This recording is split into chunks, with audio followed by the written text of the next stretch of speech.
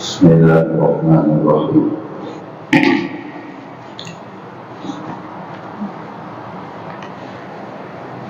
پچیسویں پارے کے دوسرے نصف سے تلاوت کی گئی.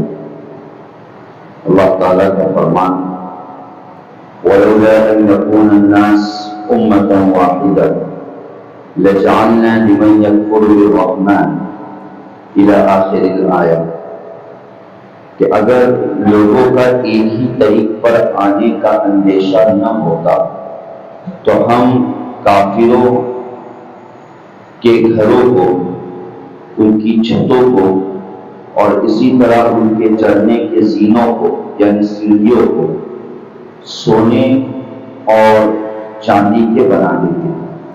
اللہ تعالیٰ نے ذکر فرمایا کہ جو ظاہر ہے کہ اللہ تعالیٰ کے نزدیک دنیا کی کوئی حیثیت نہیں، دنیا کی کوئی حقیقت نہیں، یعنی مچھر کے پر کے برابر بھی اللہ تعالیٰ کے نزدیک دنیا کی حقیقت اور حیثیت نہیں، بالکل بے وقار دنیا ہے. یہی وجہ ہے کہ ہم کافروں کو جو دیکھتے ہیں، اللہ کے نافرمانوں کو جو دیکھتے ہیں، تو یہ آیت ہمیں بتلاتی ہے کہ ان کے ظاہری ٹک ٹاک کو دیکھ کر اور ظاہری حالت کو دیکھ کر ہمیں مرعوب نہیں ہونا چاہیے اور ہمیں متاثر نہیں ہونا چاہیے کہ بھئی انہیں تو بہت زیادہ دنیا ملی ہے، دنیا میں ان کے مزے ہے. نہیں، اللہ تعالیٰ نے تو قرآن میں یہ ذکر فرمایا، جیسے کہ اس صورت میں اللہ ذکر فرما رہے ہیں کہ اگر ہم چاہتے تو اس سے بھی زیادہ ان کو دنیا دے دیتے، اگر ہم چاہتے تو اس سے بھی زیادہ ان کو دنیا دے دے، یعنی ان کے گھروں کی چھتوں کو، سیڑھیوں کو، ہر چیز کو ہم سونا اور چاندی کا بنا دیں. لیکن ظاہر ہے کہ ان سب چیزوں کو دیکھ کر ایمان والے کہیں ایمان سے نکل نہ بیٹھے، کمزور ایمان کی وجہ سے ایمان کھو نہ بیٹھے، اس لیے ہم ایسا کرتے نہیں. تاہم ایمان والوں کو چاہیے کہ اللہ کی بنائی ہوئی تقدیر پر راضی پر رضا رہے، اور اگر دنیا میں کسی کو دنیا مل رہی ہے تو کسی کو دنیا کا ملنا، مالداری کا ملنا اس کی کامیابی کی علامت اور دلیل نہیں ہے. اللہ ظاہر ہے کہ اللہ نے ایک ضابطہ رکھا ہے کہ فَمَنْ زُحْزِحَ عَنِ النَّارِ وَأُدْخِلَ الْجَنَّةَ فَقَدْ فَازَ. کامیاب کون ہے؟ جو جہنم سے بچا دیا گیا اور جنت میں داخل کر دیا گیا، وہی در حقیقت کامیاب ہے. دنیا کا ملنا یہ کامیابی کی دلیل اور علامت نہیں.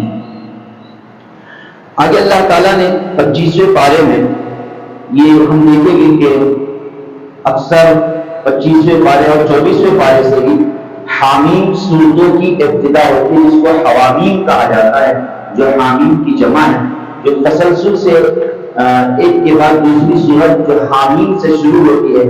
اللہ تعالیٰ نے ان صورتوں کا تذکرہ فرمانا، بڑی جامع صورتیں ہیں اور حدیث میں اس کی فضیلت بھی وارد ہوئی ہے. ان صورتوں کا مطالعہ کرنا چاہیے. خصوصاً اللہ تعالیٰ نے جنت اور جہنم کا ان صورتوں کے اندر تذکرہ فرمایا. ادخلوا الجنۃ انتم وازواجکم تحبرون یطاف علیہم الی آخر الآیہ، کہ تم جنت میں اور تمہاری بیویاں جنت میں داخل ہو کہ تمہارا اعزاز کیا جائے. معلوم ہوا کہ انسان جو دنیا میں زندگی گزارتا ہے اور ایک نیک شوہر اور نیک بیوی جو جوڑا ہوتا ہے، جنت میں بھی اللہ تعالیٰ اسی جوڑے کو قائم فرمائیں گے. یعنی جنت میں بھی بیویوں کے ساتھ جنت میں داخل ہوا جائے گا اور تحبرون اور ان کا اعزاز کیا جائے گا. اب اللہ تعالیٰ اعزاز کیسا کرے گی؟ شایان شان کرے. اور پھر مزید یہ کہا گیا کہ ان پر سونے کی پلیٹیں اور اسی طریقے سے پیالوں کا دور چلے گا.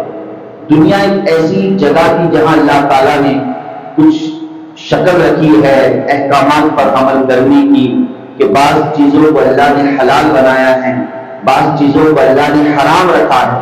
تو حلال اختیار کر سکتے ہیں، حرام کے قریب نہیں جا سکتے ہیں. لیکن جنت میں ایسا کوئی مسئلہ نہیں ہوگا. اللہ تعالیٰ حرمت کا مرحلہ ختم کر دے گا. دنیا میں مردوں کے لیے سونا پہننا یہ ناجائز اور حرام ہے، عورتوں کے لیے سونے کے زیورات جائز ہے. البتہ سونے کی پلیٹیں استعمال کرنا اور سونے کے برتن استعمال کرنا یہ مردوں کے لیے بھی حرام ہے اور عورتوں کے لیے بھی حرام ہے۔ سونے کے برتن استعمال کرنا یہ مردوں کے لیے بھی حرام ہے اور عورتوں کے لیے بھی کیا ہے؟ حرام ہے۔ لیکن جنت میں یہ معاملہ نہیں ہوگا، بلکہ جنت کے جو پیالے ہوں گے اور جنت کی جو پلیٹیں ہوں گی یہ بھی سارے سونے اور چاندی کی ہوگی، جس کو قرآن کریم نے پیش کیا ہے۔ دنیا میں مردوں کے لیے ریشم کا کپڑا پہننا حرام تھا، لیکن جنت میں وہ حرمت ختم ہو جائے گی۔ اللہ تعالیٰ ریشم کا بہترین جنتی لباس اور جوڑا اہل جنت کو اللہ عطا فرمائیں گے۔ دنیا میں شراب کا پینا حرام تھا، لیکن اللہ تعالیٰ وہاں مختلف قسم کی شرابیں اللہ تعالیٰ عطا فرمائیں گے۔ لا فیہا غول، کہ جس شراب میں نہ کسی قسم کا اونگنا ہوگا اور نہ ہی بدبو ہوگی اور نہ ہی عقل اس سے ختم ہوگی، بلکہ جب جب جنت کی شراب پی جائے گی تب تب اہل جنت کی عقل میں اور ان کی دانائی میں اضافہ ہوتا چلا جائے گا۔ وَفِيهَا مَا تَشْتَهِيهِ الْأَنفُسُ وَتَلَذُّ الْأَعْيُنُ، اور پھر اللہ تعالیٰ نے جنت کی پلیٹیں اور جنت کے پیالوں کا تذکرہ کرنے کے بعد ذکر فرمایا کہ جنت ایسی جگہ ہے کہ مَا تَشْتَهِيهِ الْأَنفُسُ، کہ جو دل چاہے وہ ملے گا۔ مَا تَشْتَهِيهِ الْأَنفُسُ، جو دل چاہے وہ ملے گا۔ اب دل کیا چاہے؟ انسان کا دل دنیا میں تو بڑا ناقص ہوتا ہے، انسان تھوڑی سی چیز کو دیکھ کر تمنا کر بیٹھتا ہے، لیکن ظاہر ہے کہ جنت میں جو سوچنے کا معیار ہوگا وہ دنیا کے معیار کی طرح نہیں ہوگا۔ دنیا میں جو انسان سوچتا ہے وہ ایک لمٹ تک سوچتا ہے، اس کی ایک اپنی حد ہوتی ہے، اس حد کے دائرے میں وہ سوچتا ہے کہ مجھے فلانی چیز ملنی چاہیے، فلانی چیز ملنی چاہیے۔ لیکن جنت میں اس کے سوچنے کے معیار کو بھی بڑھا دیا جائے گا۔ جنت میں اس کے سوچنے اور پرکھنے کے معیار کو بھی بڑھا دیا جائے گا، اور اس حیثیت سے جنت میں چیزوں کا مطالبہ کرے گا، اور جیسے ہی مطالبہ کرے گا وہ چیز اس کے سامنے اللہ پاک حاضر کر دیں گے۔ وَتَلَذُّ الْأَعْيُنُ، اور جنت میں آنکھوں کو لذت ملے۔ یہ ایک محاورہ ہے کہ بھئی میرے آنکھوں کو فلانی کام سے ٹھنڈک مل گئی، مطلب یہ کہ انسان کو سکون مل گیا۔ تو جنت وہ جگہ ہوگی کہ جہاں پر آنکھوں کو سکون ملے گا اور ٹھنڈک اور لذت نصیب ہوگی، کسی قسم کا کوئی ٹینشن، غم اور خوف، یہ کوئی چیز جنت میں موجود نہیں ہوگی۔ سورۃ الدخان جو اللہ تعالیٰ نے 25 پارے میں ذکر فرمائی ہے، بسم اللہ الرحمن الرحیم، ابتدائی آیت، اِنَّا أَنزَلْنَاهُ فِي لَيْلَةٍ مُبَارَكَةٍ، کہ ہم نے اس قرآن کو لیلت مبارکہ میں اتارا ہے، یعنی مبارک رات میں اتارا ہے۔ فیہا یفرق کل امر حکیم، کہ جس رات میں بڑے بڑے فیصلوں کو تقسیم کیا جاتا ہے۔ یہاں پر اس آیت کے بارے میں اکثر مفسرین کرام کی رائے ہے کہ یہ آیت شب قدر کے متعلق ہے۔ بعضوں نے شب برات بھی کہا ہے کہ یہ آیت شب برات کے متعلق نازل ہوئی ہے، جو شب برات بھی ظاہر بات ہے کہ جو شعبان کے مہینے میں آتی ہے وہ بھی بڑی برکت والی رات ہوتی ہے۔ تو بعضوں نے کہا کہ یہ شب برات سے متعلق آیت ہے، لیکن اس سلسلے میں کوئی واضح دلیل موجود نہیں ہے، حدیث کے ذریعے سے بظاہر کوئی تائید نہیں ہوتی ہے کہ یہ آیت شب برات کے متعلق نازل ہوئی، جبکہ اکثر مفسرین اس بات کی طرف گئے ہیں کہ یہ آیت بھی شب قدر کے متعلق نازل ہوئی۔ تو معلوم یہ ہوا کہ پورے قرآن کریم میں اللہ تعالیٰ نے شب قدر کا 2 مرتبہ تذکرہ فرمایا۔ ایک مرتبہ وہ جو خود سورۃ القدر ہے، اِنَّا أَنزَلْنَاهُ فِي لَيْلَةِ الْقَدْرِ وَمَا أَدْرَاكَ مَا لَيْلَةُ الْقَدْرِ، مستقل قدر کے نام سے اللہ تعالیٰ نے سورۃ قدر کو نازل فرمایا ہے، اور اسی طریقے سے سورۃ دخان کی ابتدائی آیت بھی شب قدر کی فضیلت کے متعلق اللہ نے نازل فرمائی۔ تو گویا قرآن کریم کی اصطلاح کے اعتبار سے شب قدر کے 2 نام ہو گئے، ایک تو خود شب قدر ہے، اسی طریقے سے دوسرا نام لیلت مبارک ہے، یا کہہ سکتے ہیں کہ شب مبارک۔ شب قدر ہم اردو کے اعتبار سے اگر اس کا ترجمہ کریں تو شب قدر کو شب قدر بھی کہہ سکتے ہیں، اسی طریقے سے شب مبارک بھی کہہ سکتے ہیں۔ اللہ نے دونوں ناموں کا قرآن کریم میں تذکرہ فرمایا، اور دونوں کا مضمون ایک ہی ہے، انا انزلنا، ہم نے قرآن کو شب قدر میں نازل کیا، یا شب مبارک میں ہم نے قرآن کو نازل کیا ہے۔ قرآن کے نزول کا مطلب یہ ہے، جیسے اللہ نے سورہ بقرہ میں بھی یہی ذکر فرمایا کہ شہر رمضان الذی انزل فیہ القرآن، کہ رمضان کا وہ مہینہ جس میں قرآن اتارا گیا۔ اب ظاہر بات ہے کہ لیلۃ مبارک یا شب قدر یہ رمضان کے مہینے میں ہی ہوتی ہے، تو قرآن کے اترنے کا کیا مطلب ہے؟ بارہا ہم یہ سورت سنتے ہیں، اس کا ترجمہ بھی الحمدللہ جانتے ہیں اکثر و بیشتر، کہ اللہ تعالیٰ نے شب قدر میں قرآن کو اتارا۔ تو قرآن کو اتارنے کا کیا مطلب ہے؟ ایسا تو نہیں ہے جیسے پچھلے قوموں میں حضرت موسیٰ علیہ السلام پر جو کتاب نازل ہوئی، حضرت عیسیٰ علیہ السلام پر جو کتاب نازل ہوئی، حضرت داؤد علیہ السلام پر جو کتاب نازل ہوئی، وہ بیک وقت نازل ہوئی ہے نا۔ موسیٰ علیہ السلام پر توریت بیک وقت نازل ہوئی، زبور داؤد علیہ السلام پر بیک وقت نازل ہوئی، اور انجیل حضرت عیسیٰ علیہ السلام پر ایک ہی دفعہ میں نازل، باقاعدہ ان کے ہاتھوں میں تھما دی گئی کہ جاؤ اپنی قوم کو یہ تحفہ دے دو۔ لیکن نبی کریم صلی اللہ علیہ وسلم پر قرآن بیک وقت اور دفعات واحدہ میں نازل نہیں ہوا، بلکہ ہم جانتے ہیں کہ مکی زندگی کا 13 سال اور مدنی زندگی کے 10 سال، اس طرح 23 سال میں الف لام میم سے والناس تک قرآن کریم نازل ہوا ہے، تھوڑا تھوڑا، کبھی کوئی آیت نازل ہوتی، کبھی کوئی سورت نازل ہوتی، کبھی چند آیتیں نازل ہوتی۔ تو اس طرح جیسا موقع محل اللہ کو منظور اور مقصود ہوتا، اللہ تعالیٰ تھوڑا تھوڑا قرآن کریم 23 سال کے عرصے میں نازل فرماتے تھے۔ اور نازل کرنے کا طریقہ یہ ہوتا کہ ہم جانتے ہیں کہ حضرت جبرائیل علیہ السلام اللہ کے رسول صلی اللہ علیہ وسلم کے پاس آتے اور آیتوں کو پڑھ کر سناتے تھے، نبی صلی اللہ علیہ وسلم اس کو یاد کر لیتے تھے اور امت کو بتلا دیتے تھے۔ یہ طریقہ ہوا کرتا ہے۔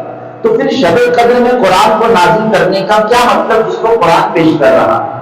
اس سلسلے میں مفسرین کرام نے وضاحت یہ فرمائی ہے کہ ایک تفسیر اس کی، اور اکثر معتبر اور مستند یہی ہے کہ ایک تفسیر اس کی یہ ہے کہ اللہ تعالیٰ نے شب قدر کے موقع پر، جو رمضان میں شب قدر ہوتی ہے، کہ شب قدر کے موقع پر اللہ تعالیٰ نے قرآن کریم کو لوح محفوظ سے آسمانی دنیا پر نازل فرمایا۔ لوح محفوظ ایک تختی کا نام ہے جو اللہ تعالیٰ نے قرآن میں ذکر فرمایا ہے کہ فی لوح محفوظ، یہ اتنی بڑی تختی ہے۔ اب تختی کہہ کر ہمارا ذہن دنیا کی تختی کی طرف نہ جائے کہ کوئی سلیٹ یا کوئی بورڈ ہوتا ہے جس کے اوپر چند نوٹس لکھے جاتے ہیں، وہ تختی نہیں، بلکہ بہت بڑی تختی ہے جس تختی کے اندر ساری دنیا کے احوال کو لکھا گیا ہے، انسانوں کی تقدیر کو لکھا گیا ہے، اور اللہ تعالیٰ نے پورے قرآن کریم کو اس تختی کے اندر لکھ دیا ہے۔ اس کو لوح محفوظ کہتے ہیں۔ تو لوح محفوظ سے اللہ تعالیٰ نے آسمانی دنیا پر قرآن کریم کو لیلۃ القدر میں نازل فرمایا، بیک وقت۔ سارا قرآن اللہ تعالیٰ نے آسمانی دنیا پر نازل فرمایا، اور اس کے بعد اللہ کے حکم اور اجازت سے کوئی سورت، کوئی آیت منتخب حضرت جبرائیل علیہ السلام آسمانی دنیا سے لے کر نبی کریم صلی اللہ علیہ وسلم تک پہنچاتے تھے۔ یہی جو ایک تفسیر ہے جو اکثر مفسرین کرام اسی تفسیر کی طرف گئے ہیں، ورنہ بعض حضرات نے یہ کہا کہ ابتدائی اور نزول قرآن مطلب ہے کہ ہم نے قرآن کو شب قدر میں اتارا، مطلب قرآن کے اترنے کی ابتدا، جیسے ہم جانتے کہ رمضان میں پہلی وحی نبی صلی اللہ علیہ وسلم پر نازل ہوئی، تو قرآن کریم کے نزول کی ابتدا ہی شب قدر سے ہوئی۔ یہ بازوں نے ایک اور ذکر کیا ہے، لیکن معتبر اور یہی ہے کہ پورا قرآن اللہ تعالیٰ نے لوح محفوظ سے آسمانی دنیا پر شب قدر میں اتارا۔ اور پھر اس شب قدر کی بہت سی وضاحت اور اس کی فضیلت ہے اپنی جگہ پر، جو انشاءاللہ سورہ قدر میں موجود ہے کہ 1000 مہینوں سے وہ افضل ہے۔ اور یہاں پر اللہ نے کہا کہ فیہا یفرق کل امر حکیم، کہ شب قدر ایسی فضیلت والی رات ہے اور اہمیت والی رات ہے، اور فرشتوں کی مشغولیت کی رات ہے۔ یعنی اس رات میں فرشتے بڑے مشغول ہوتے ہیں، ویسے تو ہمیشہ مشغول ہوتے ہیں اللہ کی عبادت کرنے میں، ہر چیز اللہ کی عبادت میں لگے ہوئے ہیں فرشتے، لیکن اس رات میں خصوصاً فرشتوں کو بہت سارے کام دیے جاتے ہیں۔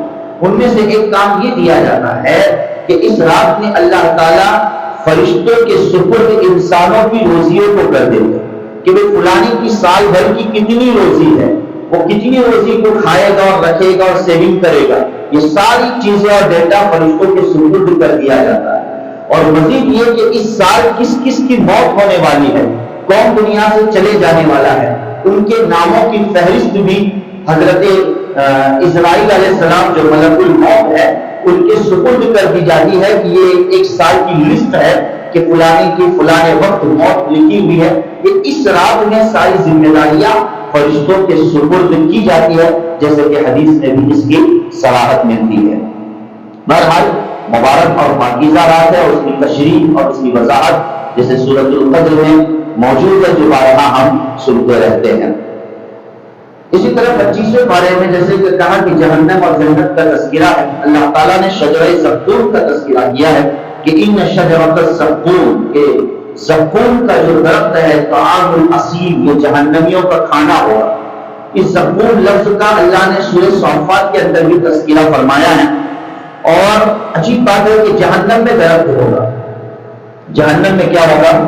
درخت ہوگا. ظاہر ہے کہ جہنم آگ کا نام ہے، جہنم صرف آگ ہی آگ ہے.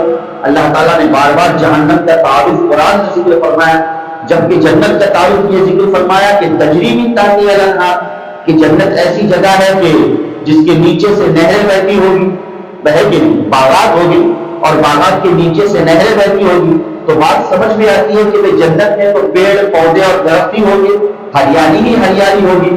اس لیے کہ اللہ تعالیٰ نے نہروں کا جنت میں تذکرہ فرمایا، اور درخت اسی جگہ پر اگتے ہیں جہاں پر پانی پایا جاتا ہوتا ہے. جہاں پانی ہوتا ہے تو اس جگہ پر درخت اگتے ہیں، ہریالی چھاتی ہے. یہ تو دنیا کا بھی ماحول اور منظر ہم دیکھتے ہیں. لیکن جہنم میں آگ کے اندر اللہ تعالیٰ درخت کو کیسے پیدا کرے؟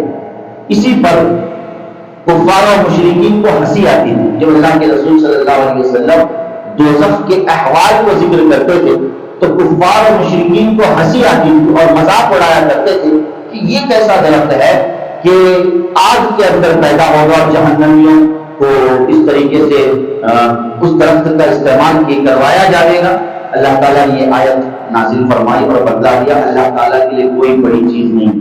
اللہ تعالیٰ پانی کے درمیان بھی درخت کے اگانے پر قادر ہے اور آگ میں بھی درخت کے اگانے پر قادر ہے. اور یہ درخت ہوگا ہی ایسا کہ اس کی پرورش اور اس کا تناور ہونا آگ سے ہوگا. جیسے عام درخت کو پانی دے کر مضبوط کیا جاتا ہے، جہنم میں آگ دے کر اس درخت کو مضبوط کیا جائے گا، جس کو زقوم کا درخت کہتے ہیں. بعضوں نے دنیاوی اعتبار سے اس درخت کی نشاندہی کی ہے، لیکن کوئی ضروری نہیں ہے. ہو سکتا ہے وہ ایک مخصوص جہنم ہی کا درخت ہو جو کانٹے دار درخت ہوگا، انتہائی کانٹے دار درخت ہوگا. اور قرآن کریم نے بتلایا طعام الاثیم، کہ وہ جہنمیوں کا کھانا ہوگا. اللہ اکبر. کہ بھائی دیکھیے جہنمی بھی بھوک اور پیاس کی رٹ لگائے گے کہ ہمیں بھوک لگی ہے، پیاس لگی ہے. تو جب بھوک کی رٹ لگائے گے تو ان کے سامنے کانٹے دار درخت کو پیش کر دیا جائے گا. دنیا میں اگر کوئی کھانا پسند نہ ہو تو انسان زبردستی بھی کرتا، ہٹ جاتا ہے اسے مجھے نہیں کھانا ہے. یہ سب معاملہ جہنم میں نہیں ہوگا، بلکہ ان پر زبردستی کی جائے گی کہ وہ کانٹے دار درخت کی ٹہنیوں کو اور چیزوں کو کھائے. ظاہر ہے کہ کھانے کی صورت میں ان کا اندرون پورا پھٹ پڑے گا اور عجیب کیفیت ہوگی. اور جیسے دنیا میں اگر کوئی چیز گلے میں اٹک جاتی ہے تو ہم پانی، کولڈ ڈرنک اور دیگر سیال چیزوں کا استعمال کرتے ہیں، تو وہاں پر بھی پانی کی جب جہنمی رٹ لگائیں گے تو پھر ایسی صورت میں قرآن کریم نے آگے ذکر فرمایا ہے کالمہل یغلی فی البطون کغلی الحمیم، کہ انہیں کھولتا ہوا پانی دیا جائے گا. انہیں کیا دیا جائے گا؟ کھولتا ہوا پانی دیا جائے گا، جس کی وجہ سے اندرونی ان کی آنتیں پھٹ پڑے گی، ہے نا، اور ان کا گویا کہ دماغ جو ہوگا پگھل کر بہ پڑے گا. اس قسم کی سختی، یعنی جہنم ذرا برابر بھی رحم کا مرکز ہے ہی نہیں. وہاں ذرا برابر بھی رحم و کرم ہرگز نہیں ہوگا، بلکہ وہاں پر جو مسلط فرشتے ہوں گے ان فرشتوں کے دل سے بھی رحم کو نکال دیا جائے گا. ایسی ڈراؤنی جگہ سے اللہ پاک ہم سب کی حفاظت فرمائے. اپنی اولادوں کے سامنے اور اپنے بچوں کے سامنے خصوصاً ماں باپ نے اور والدین نے ہمیشہ گھر میں ایک نارمل انداز سے جنت اور جہنم کا بچپن سے تذکرہ کرتے رہنا چاہیے. ہماری یہ نسلیں چونکہ جنت کو نہیں جان پاتی ہے اور جہنم کو نہیں جان پاتی ہے، اس وجہ سے اب نافرمانی کی طرف بڑھنا اور اعمال سے پیچھے رہنا ان کے لیے آسان ہو جاتا ہے۔ اس لیے بچپن میں ہمارے اولادیں جو آج کل موبائل کی دلدادہ ہے، اور چھوٹے سے چھوٹا بچہ بھی موبائل ہاتھ میں لے کر اپنے وقت کو ضائع کر رہا ہے، لیکن والدین کو کچھ پڑی بھی نہیں ہے، ایسا نہیں، بلکہ پچھلے ہمارے سرپرست اور والدین جو ہوتے تھے، اللہ جزائے خیر دے انہیں، ان کی تربیت اور ان کی تعلیم ایک بہت اچھا اثر پیدا کرتی تھی کہ کم سے کم اگر دین کی معلومات بھی نہیں ہوتی تھی لیکن پھر بھی اللہ رسول کا ڈر اور خوف بچوں کے دلوں میں دلایا کرتے تھے، ہے نا، یا کم از کم کچھ قصے اور کہانیاں ایسی سنایا کرتے تھے کہ جن قصے اور کہانیوں میں عبرت اور نصیحت چھپی ہوتی تھی۔ آج وہ سلسلہ ختم ہو چکا ہے، آج اولاد کا ماں باپ سے کانٹیکٹ اور کنیکشن ہی ختم ہو چکا ہے، اور وہ کانٹیکٹ اور کنیکشن کو ختم کرنے کا ذریعہ یہ موبائل ہے کہ بچہ اپنی ایک مستقل دنیا میں مگن ہے اور ماں باپ اپنی مستقل دنیا میں مگن ہے، جبکہ ضرورت یہ ہے کہ ماں باپ نے ان چھوٹے چھوٹے معصوم بچوں کے سامنے بار بار جنت کا تذکرہ کرنا ہے کہ جنت میں یہ ملے گا، یہ ملے گا، کہ بچے کے ذہن میں وہ بات بالکل فٹ ہو جائے کہ آخر وہ جنت ہے کیا جو مجھے پانی ہے، اور پھر بار بار جہنم کا تذکرہ کیا جائے کہ بچے کے دل میں اللہ کا ڈر اور خوف پیدا ہو جائے کہ میں ایسے کام بڑے ہو کر نہیں کروں گا جو جہنم میں لے جانے والے۔ ہاں، اس لیے اللہ تعالیٰ نے نہ جانے کتنی سینکڑوں دفعہ قرآن کریم میں جنت کے بھی احوال کا ذکر کیا ہے اور جہنم کے بھی احوال کا اللہ پاک نے ذکر کیا ہے۔ اسی لیے ایک دفعہ میں نے خود میرے استاد محترم سے اس بات پر جب تذکرہ کیا، ایک سفر میں ہم تھے تو اس سفر کے موقع پر جو لڑکیوں میں ارتداد کا جو معاملہ چل رہا ہے نا، کہ بچیاں مرتد ہو رہی ہے ایجوکیشن کے نام پر، اور اسی طریقے سے اعلیٰ تعلیم حاصل کر کے دنیاوی تعلیم حاصل کر کے دین سے دوری رہنے کی بنا پر مرتد ہو رہی ہے اور غلط عشق مزاجی میں مبتلا ہے۔ بہت یہ بات چل رہی تھی اور ابھی بھی ہے بہرحال۔ تو اس موقع پر جب میری استاد محترم سے ایک بات ہوئی اور گفتگو ہوئی تو اس موقع پر ہم نے ان سے نصیحت کے طور پر پوچھا کہ ایسے وقت میں کیا کیا جائے، کون سا عمل زیادہ کارگر ہو سکتا ہے۔ تو اس وقت میرے استاد محترم نے ایک نصیحت یہ فرمائی تھی مجھے کہ ایسے موقع پر ہم ان بچیوں کے سامنے اور ان مستورات کے سامنے خصوصاً جہنم کا تذکرہ کریں، ان کے سامنے جہنم کے احوال کو کھول کر پیش کرے جو قرآن کریم نے بیان کیا ہے، تاکہ اس کے ذریعے سے ان کے دل میں ارتداد کا ڈر اور خوف پیدا ہو جائے کہ ہم یقیناً ما بعد الموت جو زندگی ہے اس پر تو ان کو یقین ہے ہی، ظاہر ہے کہ ہر مرتد ہونے والی یا مرتد ہونے والا فوراً آخرت کا انکار کر بیٹھے، ایسا تو نہیں ہوتا ہے، کچھ نہ کچھ تو ان کے دل میں ایمان کی رغبت ہوتی ہے، لیکن حالات ایسے آ جاتے ہیں کہ وہ ایمان کو چھوڑ بیٹھتے ہیں۔ تو کم سے کم فوراً ہم ان کے ذہن اور دماغ میں آخرت کا تذکرہ تازہ کریں کہ اللہ تعالیٰ نے ایسی جہنم بنائی ہے، جہنم کی یہ احوال ہے، یہ عذابات ہے، یہ نافرمانی پر فلانا عذاب ملے گا، اور عورت کا دل پہلے سے نرم ہوتا ہے، جب ان چیزوں کو وہ سنے گی تو یقیناً ہو سکتا ہے اس کام سے وہ رک جائے۔ بڑی بہترین اور معتبر نصیحت ہے یقیناً، جس کو بڑے بڑے بزرگوں نے بھی تذکرہ کیا ہے۔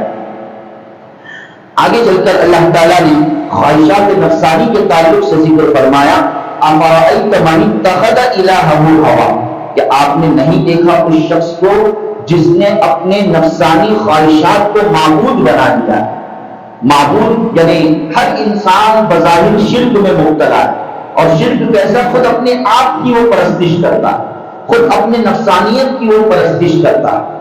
پرستش کرنا صرف معبودان کی نہیں ہے، بلکہ جب انسان اللہ کے احکامات سے دور ہو جاتا ہے اور اپنے نفسانی خواہشات کی پیروی کرتا ہے تو قرآن کریم نے بھی اس کو ایک شرک کا ظاہراً درجہ دیا ہے کہ ہر انسان اپنے نفس کی پیروی کر رہا ہے کہ بھائی میرا نفس کہتا ہے کہ فلانا گناہ کرو، فلانی نافرمانی کرو، میں نفس کے شکنجے میں پھنس جاتا ہوں اور میں گناہ کر بیٹھتا ہوں۔ اسی لیے نبی کریم صلی اللہ علیہ وسلم نے ذکر فرمایا کہ تین چیزیں ایسی ہیں جو انسان کو ہلاک کرنے والی، کنز العمال میں یہ حدیث موجود ہے کہ تین چیزیں ایسی ہیں جو انسان کو ہلاک، تباہ و برباد کرنے والی ہے، دنیا بھی تباہ و برباد کرنے والی ہے اور آخرت بھی تباہ و برباد کرنے والی ہے۔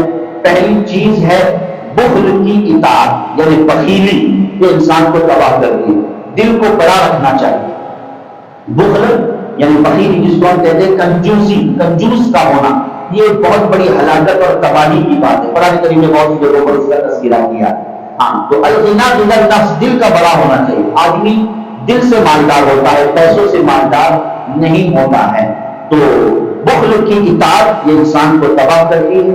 اور دوسرے نمبر پر نبی کریم صلی اللہ علیہ وسلم نے فرمایا کہ خواہشات کی اتباع، خواہشات کے پیچھے چلنا، کہ میرا نفس جو کہے گا کہ فلانی نافرمانی کروں، فلانا یہ کروں، تو یہ ایک وقت آئے گا کہ نفس اس کو تباہ و برباد کر کے رکھے گا، جسمانی اعتبار سے بھی، دنیاوی اعتبار سے بھی اور اخروی اعتبار سے۔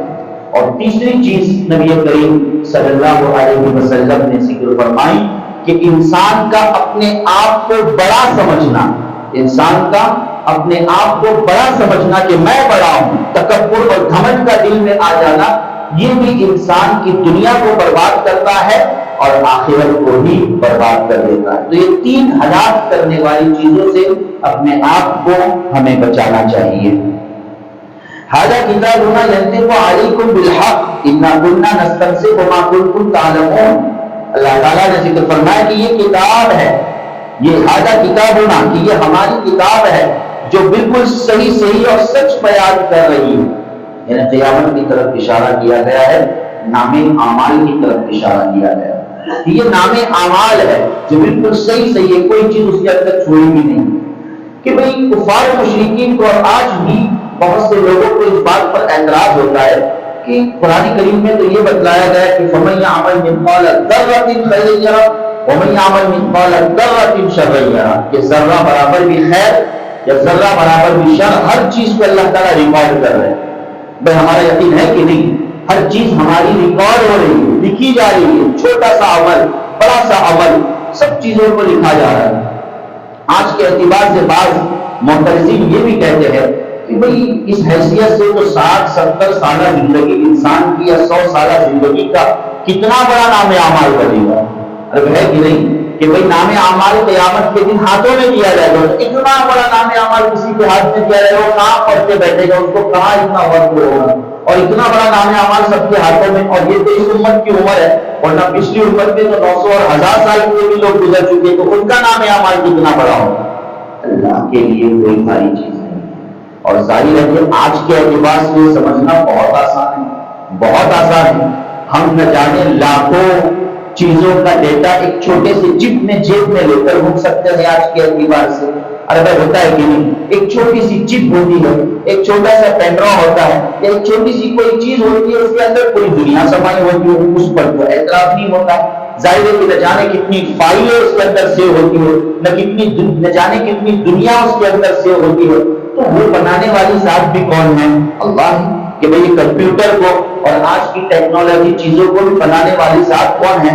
اللہ ہے۔ تو ہو سکتا ہے اللہ تعالیٰ قیامت کے دن ہم یہ خیال نہ کریں کہ ایسی کوئی لکھی ہوئی چوپڑی یا لکھا ہوا کوئی کتابچہ انسان کے ہاتھوں میں دیا جائے گا کہ بھاری بھرکم ہوگا۔ اللہ تعالیٰ اس نام اعمال کو کوئی اور شکل دے دیں گے جو اللہ چاہے، تو اس حساب سے وہ تو بہت آسان چیز ہے، اور انسان آنن فانن بالکل پلک جھپکنے کے وقت اپنے نام اعمال کی اسٹڈی کر لے گا اور قیامت کے دن اس کو آسانی سے پڑھ سکتا ہے۔ تو آج کے اعتبار سے اس طرح اعتراض کی کوئی حقیقت باقی نہیں رہتی ہے۔ ٹیکنالوجی کے اعتبار سے ہم دیکھتے کہ چھوٹی چھوٹی چیزوں میں نہ جانے کتنی دنیا سمائی ہوتی ہے اور کتنی چیزیں سمائی ہوتی ہے، اور خود اللہ کے فضل و کرم سے دینی ایپس بھی ہوتے ہیں اور دینی چیزیں بھی ہوتی ہیں کہ اس کے اندر آج ایک ہے کہ بھائی ایک الماری میں یا کہہ لیجیے کہ کتب خانے اور لائبریری میں 1000 کتابیں رکھی ہوئی ہیں، اگر رکھی ہوئی ہیں تو اس 1000 کتابیں رکھنے کے لیے ایک ظاہر بات ہے کہ اتنا کمرہ لگے گا، اتنی جگہ لگے گی، اتنی چیزیں لگے گی۔ لیکن آج کے اعتبار سے آپ اپنے چھوٹے سے موبائل کے اندر 1000 کتابیں رکھ سکتے ہیں بڑی آسانی سے۔ اللہ کے فضل و کرم سے میرے پاس جو ایپس ہے اور میں خود اس کا مطالعہ کرتا ہوں الحمدللہ، تو نہ جانے 1000 یا 1000 سے زائد کتابیں تفسیر کی ہو یا فقہ کی ہو یا مسائل کی ہو، ساری کتابیں الحمدللہ لوڈیڈ اور موجود ہے۔ جب بھی کوئی موقع ملتا ہے، اتنی کتابوں کو خریدنا آسان بھی نہیں اور اتنی جگہ کا لگانا آسان بھی نہیں۔ جب بھی کوئی مسئلہ آتا ہے یا جب دیکھنے کی کتاب میں بات آتی ہے تو آسانی سے ہم اس کتاب کو دیکھ سکتے ہیں۔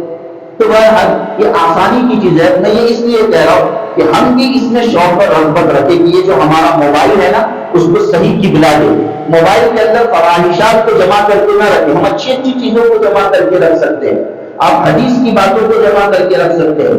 اب آپ یہ کہیں گے کہ ہمیں اردو نہیں آتی تو کیا ضروری ہے؟ اردو نہیں کوئی ایپ ہے, انگریزی میں بھی آپ لے سکتے ہو, اور بھی زبانوں میں ایپ کا استعمال کر سکتے ہو. آپ کو کوئی حدیث تلاش کرنی ہے, آپ کو قرآن کریم کی آیت کا کوئی ترجمہ تلاش کرنا ہے, آپ اس کا استعمال اچھائی کے ساتھ کر سکتے ہو. ہاں لیکن ضروری یہ ہے چونکہ آج یہ چیزوں سے بھی ایک قسم کا گمراہ کرنے کا طریقہ کار ہے. جب بھی ہم ان چیزوں کو استعمال کریں تو علماء کرام سے ربط کرتے ہوئے کہ بھائی یہ صحیح ہے یا نہیں ہے, تاکہ تائید ہو جائے اور صحیح ناچ پر ہم دینی معلومات کو اپنے اس موبائل کے ذریعے سے حاصل کرنے کی کوشش کر سکتے ہیں.